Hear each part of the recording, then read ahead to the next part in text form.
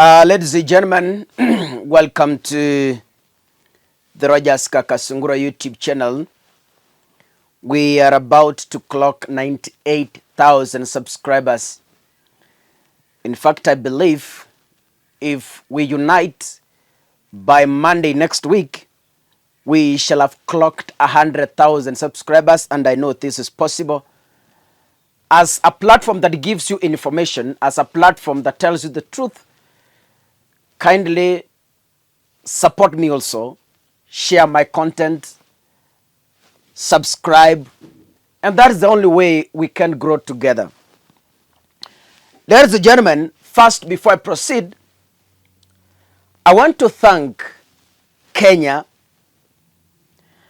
Unlike other countries in Africa, Kenya, we have a constitution that protects the people.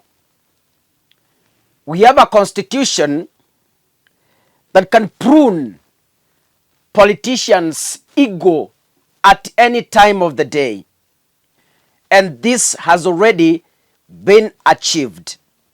So the Constitution 2010 gives people the power. All power belongs to the people. And that is something we should be proud of. In fact, the Gen Zs should organize for a huge party for those people still alive who pushed for the 2010 constitutional reforms. It really rescued us, and that is what we are enjoying today. As I am speaking, things are getting better in the Republic of Kenya in terms of reforms. The young generation are setting a history that no one will beat, a history that will stay in the books of history for decades to come. And that is a great milestone we've done as a country. The young people of the Republic of Kenya have also ignited protests in other countries. I saw a notice from Uganda. I saw a notice from, there's another country. They have announced, one country has announced president in December. Uganda has announced, I don't know when. So countries are copying from Kenya, and it's time politicians in Africa know that power belongs to the people. As we speak, 5 nations have offered or have issued travel advisories to its citizens in the Republic of Kenya amid the anti-finance bill protests. And a very confidential report leaks and says, yesterday it is Rachel Ruto who called William Ruto on his way from Naivasha and ordered him to call off the finance bill, the power of a woman. It is like pastors who are closely related to Rachel spoke to him and told him, go and advise your husband to call off the finance bill because it's going to burn down this country. That's information that is in the public domain. Now, ladies and gentlemen, the United States Embassy has warned its citizens to avoid large gatherings and maintain a low profile while in Kenya. They have also been advised to monitor local media for updates and carry proper identification, including job cards, a copy of the US passport, and the current Kenyan visa.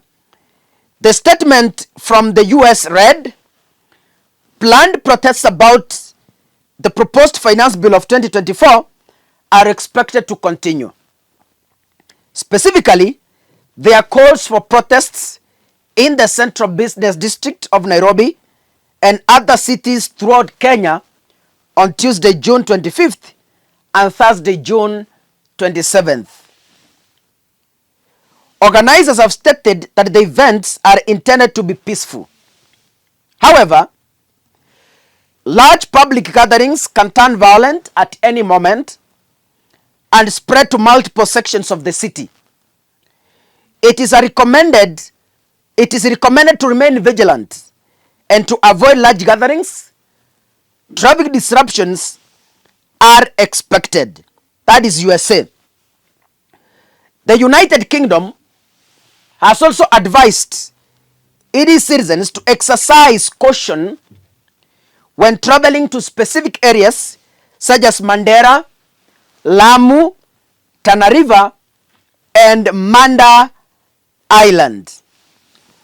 Citizens could access areas such as Nairobi, Mombasa, Kwale, Nakuru, Eldoret, Kisumu, Kakamega, but upon the discretion and guidance of the UK Embassy. A statement read in its part, we continue to advise exercise a high degree of caution in Kenya due to the threat of terrorism and violent crime. Higher levels apply in some areas. Terrorists continue to maintain a strong interest in attacking foreigners in Nairobi and other major population centers in Kenya. Attacks could occur at any time with little or no warning. That is the UK Embassy. The Russian Embassy in Kenya has also called its citizens to avoid visiting crowded places in Nairobi, Mombasa, Kisumu, Kakamega, Eldoret, Nakuru, Nanyuki, Nyeri, Kisii, Kilifi, Embu, and Kericho in the coming days. The citizens have also been advised to stay within their places of residence and leave only when necessary. The Indian High Commission in Kenya has also advised its nationals to exercise caution and restrict non-essential movements while at the same time avoiding areas prone to attacks until the situation clears up.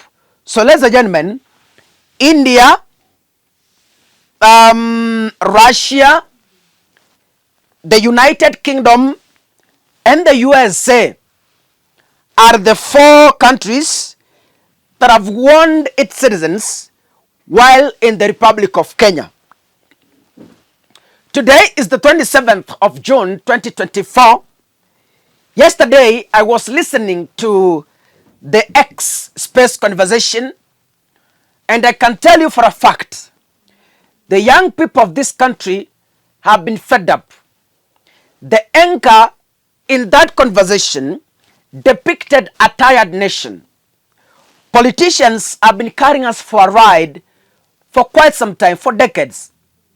For those who read history, since 1963 up to now, we've had Kenyatta as the president, Jomo Kenyatta. We have had Daniel Toroitich arap Moi, who took over after the death of Jomo Kenyatta. Moi was a deputy, was a vice president to Jomo Kenyatta, and he took over after the death of Kenyatta. We've had Moi Kibaki, we've had Uhuru Kenyatta, and now William Ruto. It is historic. We have never heard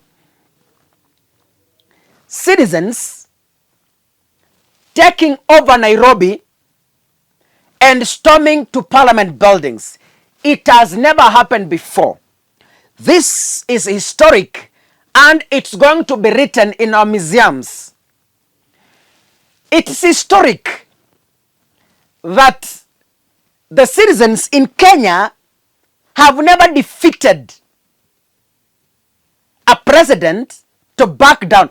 Though Moi did it, when Moi refused to allow multi-party democracy,